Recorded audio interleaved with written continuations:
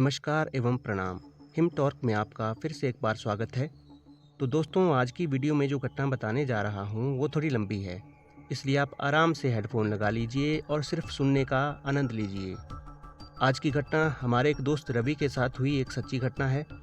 उसी ने बहुत समय पहले मुझे सुनाई थी, तो अभी हाल ही में उससे बात हो रही थी, तो सोचा कि क्यों ना आपको भी रवि के पॉइंट ऑफ व्यू से इस घटना से रूबरू करवाया जाए। तो चलिए शुरू करते हैं। मेरा नाम रवि ठाकुर है। मैं हिमाचल का रहने वाला हूँ। मैं आजकल एक व्हीकल मैन्युफैक्चरिंग कंपनी में काम करता हूँ। मेरी स्टडी बहुत समय पहले हिमाचल से बाहर हुई थी, क्योंकि उस वक्त हिमाचल में इंजीनियरिंग कॉलेज के नाम पर सिर्फ एक ही था और उसमें मैं सिलेक्ट नहीं हो पाया था, इसलिए स्टडी के लिए बाहर जाना पड़ा था। कॉलेज के शुरुआती दिनों में घर की बहुत याद आती थी, क्योंकि घर से काफ़ी दूर जो आ गया था। कॉलेज भारत के बिल्कुल दक्षिण में था और मैं था उत्तर का।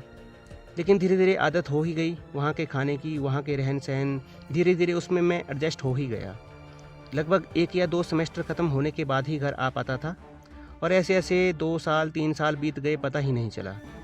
कॉलेज में जितनी भी स्ट्रीम्स थी, जैसे mechanical, automobile, civil, electrical, computer, मतलब जितनी भी स्ट्रीम्स थी, सबको 4 सालों में एक बार कॉलेज प्रशासन घुमाने के लिए लेकर जाते थे। और उसी तरह तीसरे साल में हमारा भी नंबर आया अक्टूबर महीने में। तो पूरी क्लास को बताया गया कि ऐसे ऐसे टूर पे जाना है, इसलिए कोई जगह सजेस्ट करो और एक पर्ची में लिखकर आगे सर के पास दे दो। जिस जगह के ज़्यादा वोट होंगे वहीं पर जाएंगे। मुझे घूमना उतना अच्छा नहीं लगता था, फिर भी मैंने पर्ची पर हिमाचल का नाम लिख दिया और सोचा कि कहाँ कौन यहाँ से इतना दूर लेकर जाएगा, इसलिए हिमाचल का नाम लिख दिया। क्लास के जितने भी स्टूडेंट्स थे, सभी अपने अपने हिसाब से जो भी उनकी फेवरेट जगह थी उसका नाम लिखकर आगे सर के पास दे रहे थे। मेरे वहाँ पर कुछ दोस्त भी बन चुके थे, वे घूमने के बड़े शौकीन थे, जैसे शशिराज, अशोक, नीरज, प्रशांत। सभी ने अपने अपने हिसाब से पर्ची पर नाम लिखकर आगे सर के पास दे दी और अंत में सभी पर्चियाँ खोली गईं और जो जगह का नाम आया वो था हिमाचल। और इधर मैं हैरान था कि 40 में से 8 पर्चियाँ थी हिमाचल के नाम से। अब थोड़ी देर में पता चल ही गया कि उसमें से 5 तो हमारी ही थी, मतलब मैंने और मेरे दोस्तों ने भी हिमाचल ही लिखा था। क्योंकि मैंने महसूस किया कि जब भी मैं अपने घर की, अपने हिमाचल की बात सुनाता हूँ तो बड़े चाव से सुनते थे और फिर पूछते थे कि यार वहाँ पर आप लोग कैसे घर बनाते हो, कैसे रहते हो पहाड़ पर, वो तो गिर जाएगा। मतलब उन्हें बड़ी उत्सुकता रहती थी ऐसी जगहों को जानने के बारे में, और ये भाव हमेशा मुझे उनके चेहरे पर दिखता था। और उधर सर ने बोला कि पता नहीं इतने दूर भेजेंगे या नहीं, इसलिए आप लोगों को बाद में बता दिया जाएगा। अब पूरी क्लास में सिर्फ मैं ही एक था जो भारत के सिर्फ उत्तर से था, बाकी सभी लगभग दक्षिण से ही थे, इसलिए सभी मेरी तरफ देख रहे थे।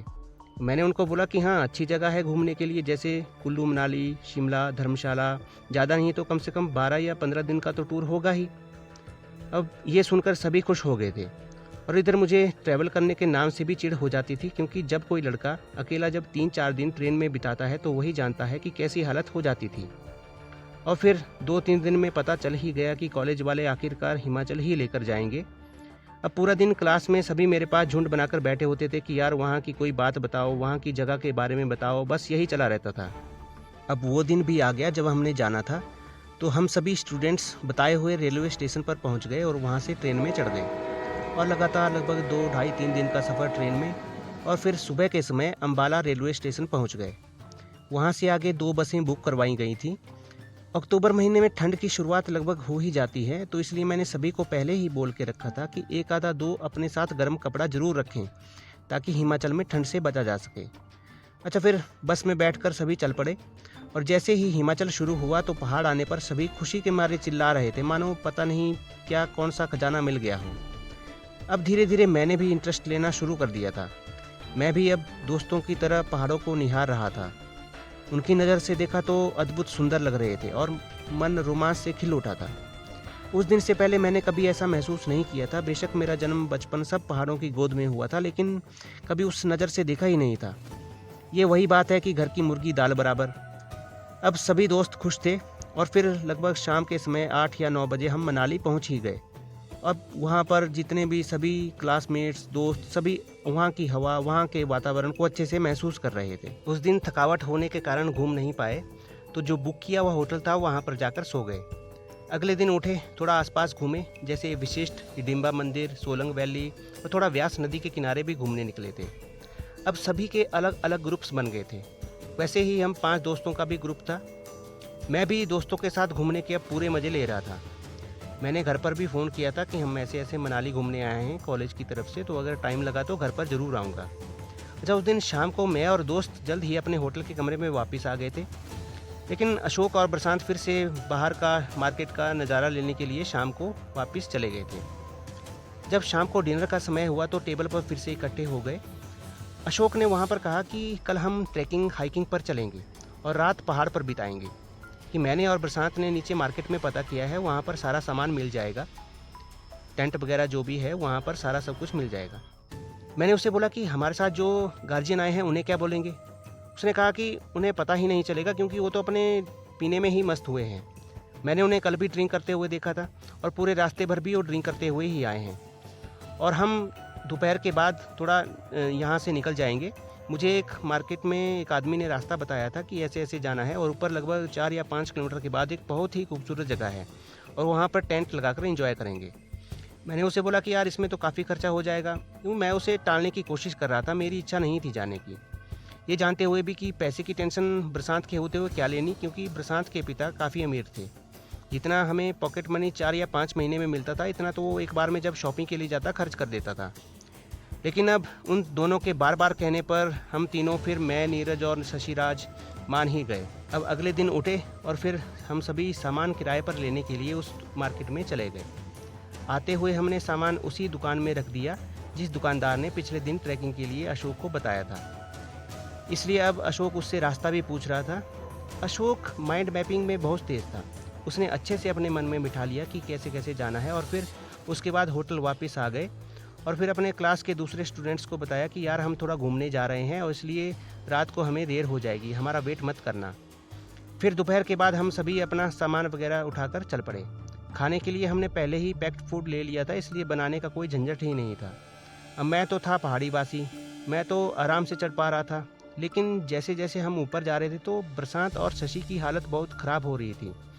उनकी सांसों की आवाज़ मुझे, जो उनसे 10-15 आगे चल रहा था कदम, वहाँ तक सुनाई दे रही थी। अब ऊपर से अशोक उन्हें अपनी भाषा में गालियाँ भी दे रहा था कि तुम लोगों को तभी तो बोलता हूँ कि जिम जाया करो, और भी पता नहीं क्या क्या सुना रहा था। मैंने उन्हें थोड़ा चलने का तरीका भी बताया जिससे उन्हें थकावट कम लगे। करीब 2 किलोमीटर आने के बाद एक जगह 2-3 रास्ते बने हुए थे, तिराहा जैसा बना हुआ था। वहाँ पर अशोक रुक गया और बोला कि यार इस आदमी ने तो ऐसा कुछ बताया नहीं था कि ऐसे ऐसे कोई तिराहा आएगा। उसने इधर उधर देखा और फिर बीच वाले रास्ते से होकर हम सभी चल पड़े। वहाँ से लगभग 1-1.5 किलोमीटर ऊपर आने पर अब मौसम और हवा में बदलाव होना शुरू हो गया था। हवा तेज़ और ठंडी हो गई थी, लेकिन जब आगे देख रहे थे तो एक घना सा देवदार का जंगल दिखाई दे रहा था। मैंने अशोक से पूछा कि कुछ ऐसा भी बताया था, कुछ ऐसा आएगा? अशोक ने कहा कि नहीं, उस आदमी ने सिर्फ यही बताया था कि आपने पहाड़ के साइड से होकर जाना है और ऊपर जाकर एक आसपास खुली सी जगह होगी, वहाँ पर आप लोगों ने टेंट लगा देना है। फिर हमने थोड़ी देर विचार करके सोचा कि ये शायद जंगल जो है दिख रहा है ये ज़्यादा नहीं होगा, इसलिए इसको पार करके आगे चले जाते हैं।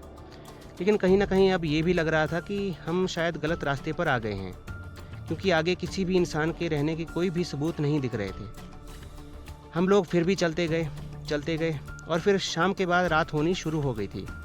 अब उस आदमी ने 4 या 5 किलोमीटर का रास्ता बताया था, लेकिन हमें लग रहा था कि हम तो 8-10 किलोमीटर आ गए थे। और आखिर कोई 8 बजे के करीब हमने जंगल पार कर ही लिया। उसके बाद का नज़ारा देखकर हम सभी दंग रह गए थे। खुला आसमान और उसमें चमकते हुए सितारे, एक भी बादल का एक छींटा तक नहीं दिख रहा था और आसपास घास का मैदान एक समंदर जैसा लग रहा था। चांद की रोशनी में घास के फूल ऐसे चमक रहे थे कि मानो आज सारे सितारे धरती पर आ गिरे हों। उस अद्भुत नज़ारे को देखकर हम सभी खुश हो गए थे। फिर वहीं पर एक अच्छी सी जगह देखकर हमने अपना टेंट गाड़ दिया। टेंट काफ़ी था, हम 4-5 लोग आराम से उसमें सो सकते थे। फिर अपना खाने पीने का सामान निकाला और एक हल्की सी आग जलाकर वहाँ पर बढ़िया से अपना एंजॉय करने लगे। तकरीबन रात के 11-12 बजे हम टेंट में वापस आ गए, क्योंकि अब बाहर ठंड भी ज़्यादा हो रही थी। फिर टेंट में मोमबत्ती जलाकर आपस में बातचीत कर रहे थे कि अचानक से मुझे कहीं दूर से किसी लेडी के चिल्लाने की आवाज़ आई। मैंने सोचा कि शायद मेरा वहम होगा, इसलिए मैंने दोस्तों को पूछा कि तुम लोगों ने कुछ सुना? सबने बोला कि हाँ, जैसे कोई ज़ोर से चिल्लाया हो। अब हम सभी चुप हो गए थे। और जैसे ही हम सब चुप हो गए, फिर से एकदम से वही आवाज़, लेकिन अब थोड़ा पास से आ रही थी। अब हम लोग आपस में धीरे-धीरे बात कर रहे थे कि यहाँ पर इतने ऊपर कौन हो सकता है? क्योंकि हमें आसपास तो कोई घर वगैरह कुछ नहीं दिखाई दिया था यहाँ पर। और लगभग 20-30 सेकंड बाद फिर से वही आवाज़, और फिर अब और ज़्यादा पास से आ रही थी। मैंने दोस्तों की तरफ देखा कि कहीं ये हमारी तरफ कोई आ रहा है, अब क्या करेंगे? मैंने उन्हें बोला कि अपने अपने हाथ में टॉर्च ले लो, और ऐसे ही बात कर रहे थे कि बाहर किसी के चलने की आवाज़ हुई, जैसे घास पर कोई चल रहा है। अब हम सभी चुप हो गए थे, और फिर अचानक से हमारा टेंट ज़ोर ज़ोर से चारों तरफ से हिलने लगा, जैसे कोई मानो इसे उखाड़ रहा हो। अब हम सभी ज़ोर से चिल्लाकर पूछने लगे कि कौन है बाहर? कौन है सभी के इस बाहर? वक्त होश उड़ गए थे, सबके चेहरों पर डर दिख रहा था। हम लोग कौन है चिल्ला तो रहे थे, लेकिन टेंट का बुरी तरह से हिलना बंद नहीं हो रहा था। अब अशोक ने कहा कि मेरे 3 बोलने पर हम सभी ने टेंट से एकदम बाहर दौड़ना है, भागना है, और जिस रास्ते पर आए हुए हैं उसी रास्ते की तरफ भागना है। उसके 3 बोलने पर हम सभी एकदम से टेंट से बाहर आ गए, और जैसे ही बाहर आए तो देखा कि यहाँ पर तो कोई भी नहीं है, और टेंट भी नहीं हिल रहा। चारों तरफ एक खामोशी सी छाई हुई है। अब हम सभी एक दूसरे की तरफ देखने लगे कि आखिर ये सब हुआ क्या था। फिर थोड़ी देर एक दूसरे को देखने के बाद, इधर उधर देखने के बाद, हम सभी ने फैसला लिया कि अब अंदर चलते हैं फिर से, और फिर से अंदर जाकर कुछ देर बाद सो गए। थोड़ी देर बाद थकावट की वजह से सभी को गहरी नींद आ गई थी।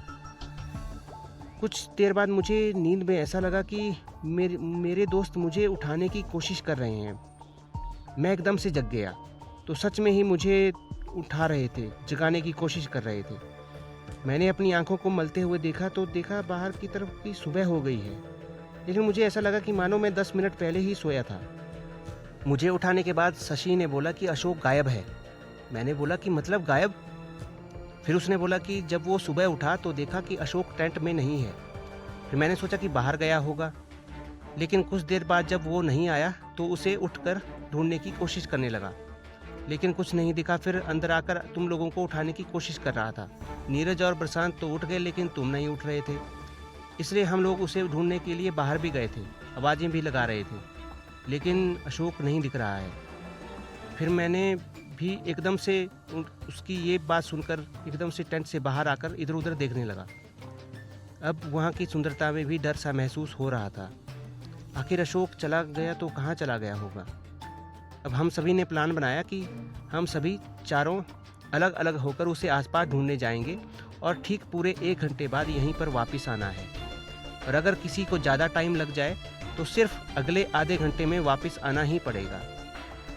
फिर हम सभी अलग अलग होकर आसपास उसे ढूंढने निकल गए।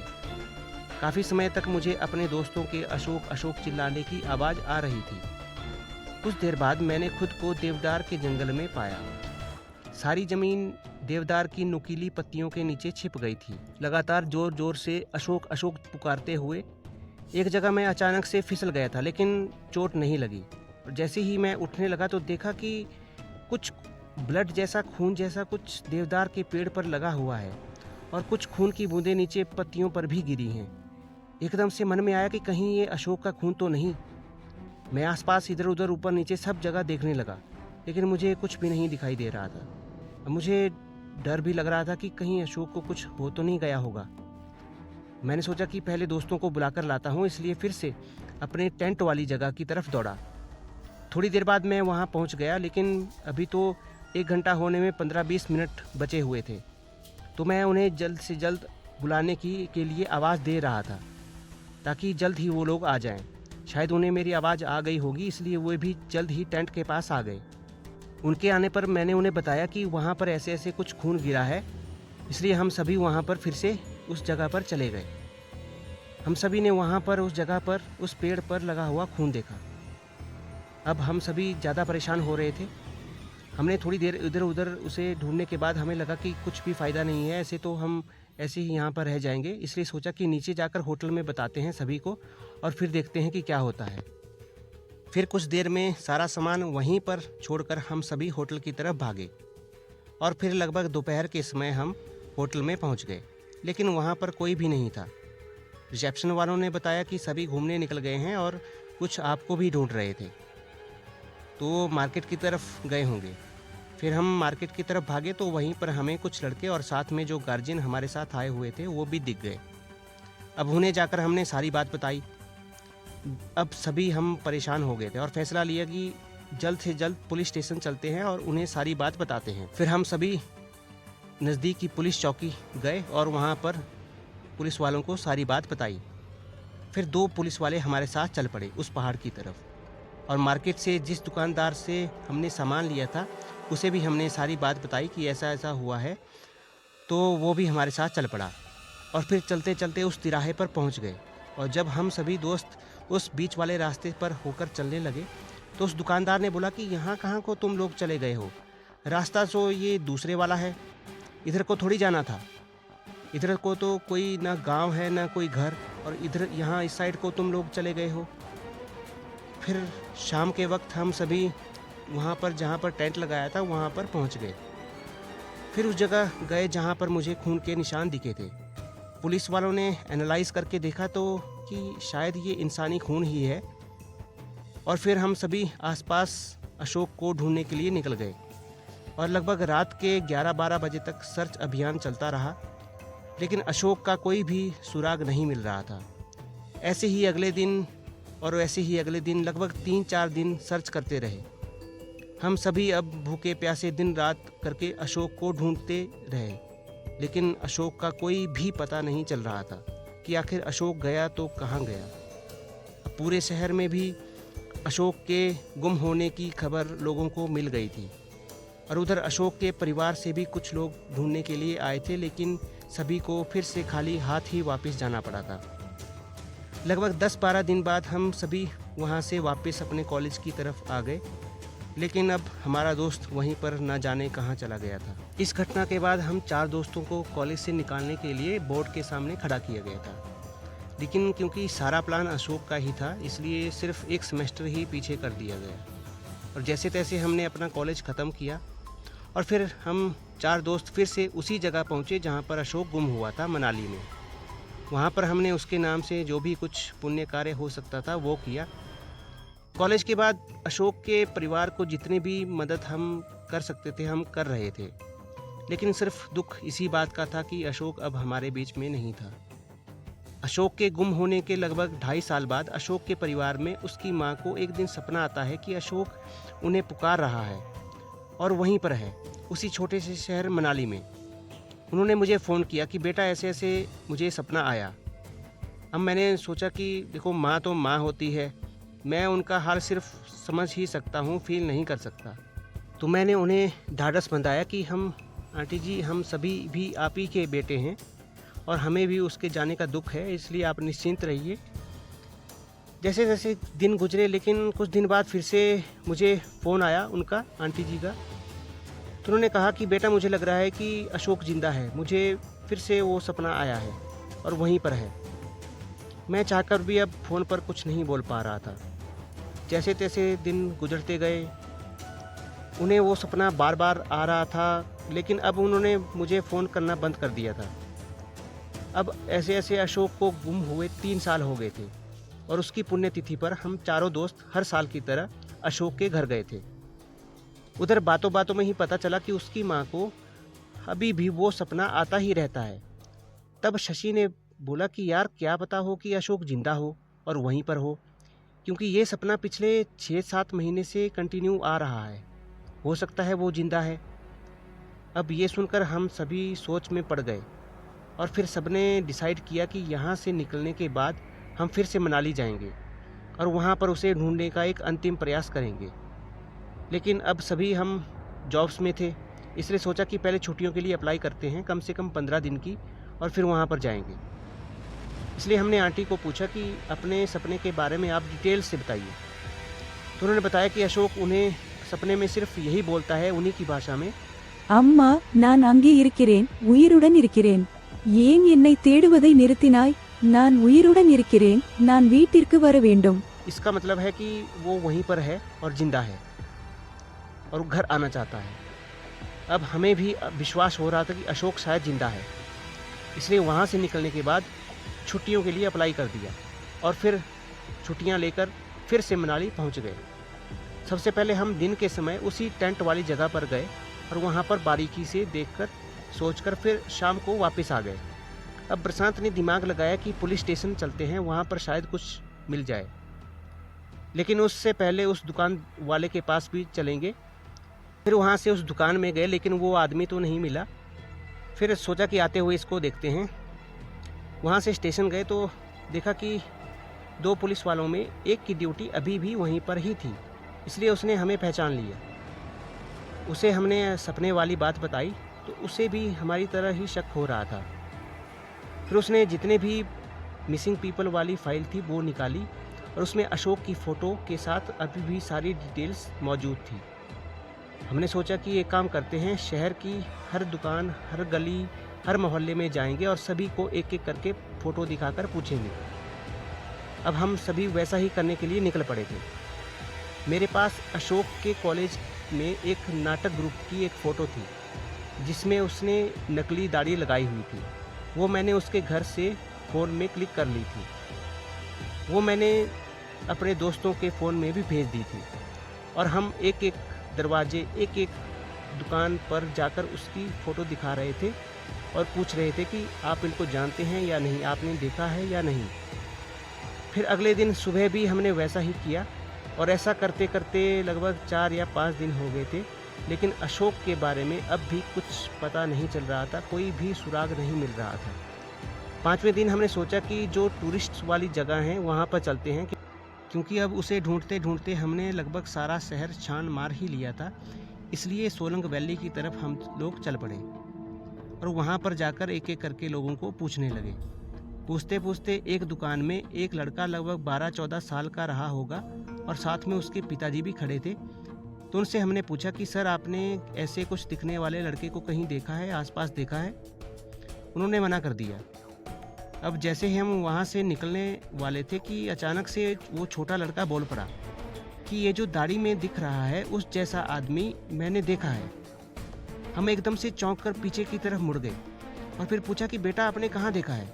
तो उसने बताया कि ये जो दाढ़ी में है उस जैसे को ये जो पीछे ग्राउंड है वहाँ पर देखा था। उसने एक पीछे ग्राउंड की तरफ इशारा कर रहा था। एक दिन जब हम क्रिकेट खेल रहे थे तो हमने देखा कि कुछ कुत्ते एक आदमी को देखकर भौंक रहे थे और उसे काटने का प्रयास कर रहे थे, क्योंकि वो दिखने में भिखारी जैसा लग रहा था। फिर हमने बैट लेकर उन कुत्तों को वहाँ से भगाया। थोड़ा बहुत कुछ ऐसी ही शक्ल उस आदमी की नज़र आ रही थी।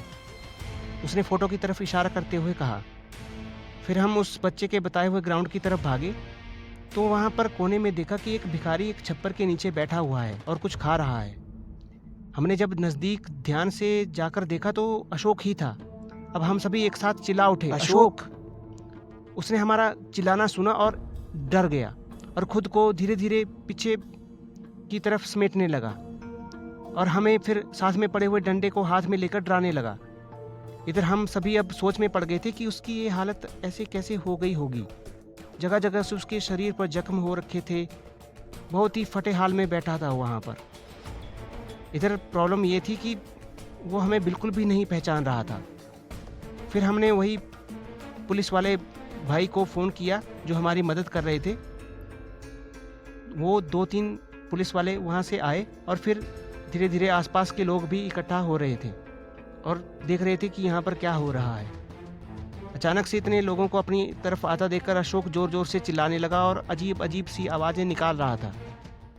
हमें अब समझने में देर नहीं लगी कि इसके दिमाग पर कुछ गहरा असर हुआ है और कुछ तो गड़बड़ हुई है इसके दिमाग के साथ। और तब तक फिर अशोक के घर भी हमने फ़ोन कर दिया था। फिर वहाँ से हम उसे बड़ी मुश्किल से हॉस्पिटल लेके गए और वहाँ पर थोड़ी बहुत फर्स्ट एड देकर उसके हम चंडीगढ़ के लिए ले आए। वहाँ चंडीगढ़ में हम उसे एक मनोचिकित्सक के पास लेकर गए और सारी घटना उसके गुम हो जाने की उन्हें सुनाई। उसको एक डॉक्टर्स की टीम कंसल्ट करने लगी और अगले दिन उन्होंने बताया कि इसकी याददाश्त चली गई है और कुछ भी बोल नहीं पा रहा है। हमें नहीं पता कि इसके साथ क्या हुआ होगा, लेकिन जो भी हुआ होगा बहुत ही खतरनाक होगा, क्योंकि ऐसी हालत में सिर्फ कोई ही बच पाता है। लेकिन इसका शरीर अभी भी इसका साथ दे रहा है, इसलिए बच गया है। बाकी अभी कुछ नहीं कह सकते कि इसकी याददाश्त वापस आएगी या नहीं। वैसे आप लोग ट्रीटमेंट देकर देख लीजिए। फिर वहाँ से अशोक को चेन्नई लेकर चले गए और फिर वहाँ पर उसका इलाज शुरू करवा दिया गया। हम चारों दोस्त भी अपनी छुट्टियों तक उसके साथ रहे और फिर बीच बीच में उसके पास आते जाते रहते थे। अशोक धीरे धीरे कुछ ठीक हो रहा था, लेकिन मुझसे कुछ नहीं बोलता था, बिल्कुल चुपचाप बैठा रहता था। फिर लगभग 2 साल हॉस्पिटल रहने के बाद उसे घर वापस लेकर आ गए। उस वक्त हम लोग भी वहीं पर थे और उसने पहली बार हमें हमारे नामों से पुकारा था। अब हम सभी खुश हो गए थे कि चलो आखिरकार उसने हमें पहचाना तो सही। और अब अशोक को सब कुछ याद आ गया था, लेकिन जब उससे बात करने लगे तो बातों बातों में पता चला कि उसे सिर्फ इतना ही याद था कि वो कॉलेज पढ़ने के लिए आया हुआ था और वहाँ पर हम उसे मिले थे। बस, ना तो कोई कॉलेज का नाम ना जगह, तो बचपन की सारी यादें बिल्कुल दिमाग से जा चुकी थी। साथ ही साथ अब पहले जैसा उसका बात करना भी बंद हो गया था, मतलब बहुत ही कम बोलता था। हमें बस इतनी खुशी थी कि आखिर में एक माँ को अपना बेटा वापस मिल गया था। अभी लास्ट ईयर भी हम उसके घर गए थे, तब भी वो उतना ही रिस्पॉन्स दे रहा था जितना 5-6 साल पहले देता था। उसके गुम होने की मिस्ट्री अब भी उसके दिमाग के ऐसे हिस्से में है जो शायद कभी खुले ही ना। तो ये थी आज की घटना जो रवि और उसके दोस्तों के साथ हुई थी। क्या कभी आपकी भी याददाश्त खो जाने वाले किसी ऐसे इंसान से कोई इंटरेक्शन हुई है या कुछ ऐसी कोई स्टोरी है, तो आप ज़रूर हमें मेल कीजिएगा या कमेंट बॉक्स में ज़रूर बताइएगा। जय जवान, जय किसान, जय भारत, जय विज्ञान।